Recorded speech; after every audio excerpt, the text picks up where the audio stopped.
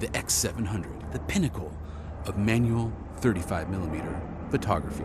Let's check it out. At the time of its release, the X700 was entering a very tough market, dominated by both Nikon and Canon.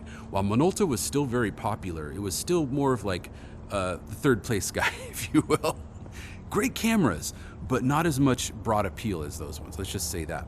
Now, of course, there was also Pentax with the K1000, amazing camera. But Minolta was up against some very heavy hitters. So they really had to get creative. You know, it's how you enter a market, right? You create something novel, and is the price right? Does the customer want it? There you go. You got something great. And that's what Minolta did with this one. The X700 was the first camera to create fully automatic program mode, which is amazing. You know, most people are like, oh, you got to shoot manual. I do like to shoot manual, but sometimes I just want to worry about composition and focusing on the right thing and getting that shot. And this was the first time this appeared in a camera. Full program mode, aperture priority, or manual exposure mode. It's very easy to do from this control dial right here. Let's go ahead and check it out right here. So you just push this button. That's right here, the little button right here. And when you're in a mode, you don't have to push it, obviously. So, you know, if you want to set your shutter speed in manual mode, that's good. Or if you want to go to aperture priority, it locks in there. So you hear it's locked in. So if you want to go from there to program, just push the button, put it into program. If you want to get out of program, you can push it into aperture priority. If you want to get out of aperture priority, just push the button again, and you're in manual mode like that. Now, at the time, there wasn't anything like this. You either had aperture priority, where you set your aperture and the shutter speed is automatically selected, or you had full manual exposure mode, where you looked in there, checked out your exposure, and adjusted the aperture and shutter speed as needed. This camera utilizes all three modes, which was unheard of at the time. Amazing technology. This is a fully electronic camera, so it does require batteries. And as you can see, I think this battery needs to be replaced. It is working, but there's a little bit of a delay there, and that's because the electronics need the juice. So I'll show you guys how to change the battery in a second, but let's talk a little bit more about the features. So to get this camera working, there is a mode dial right here, and it's very difficult to see, but it's right here. And you can either go on with sound, off, or on without sound. So if you're trying to be quiet, you don't want the beep sound, keep it on that mode. On the left-hand side, what you have here is the exposure compensation dial. So you can adjust this with more exposure or less exposure to your needs. So for example, if you're photographing someone who is backlit, like the sun is behind them, you need to dial in a +2 exposure to make sure that their face isn't completely dark.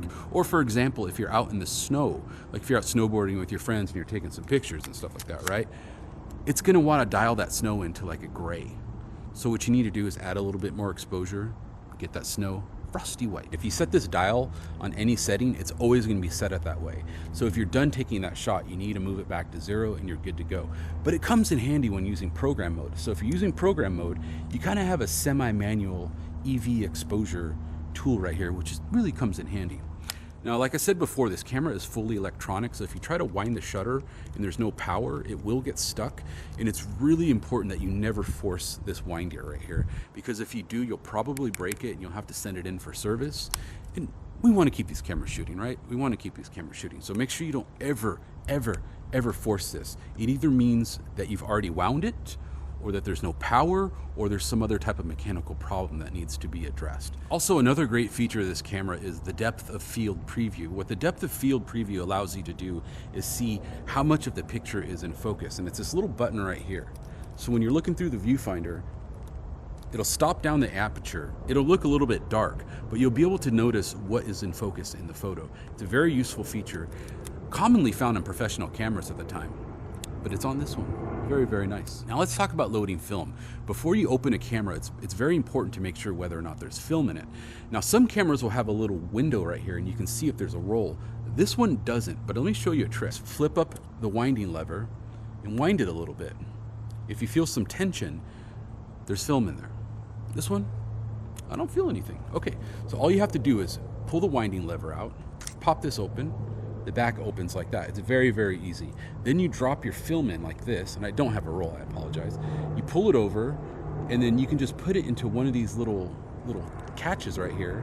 Close the back, make sure it's nice and flat, close the back, and then just start winding it. Just like that. And eventually it'll get to 1 and you'll be ready to shoot. So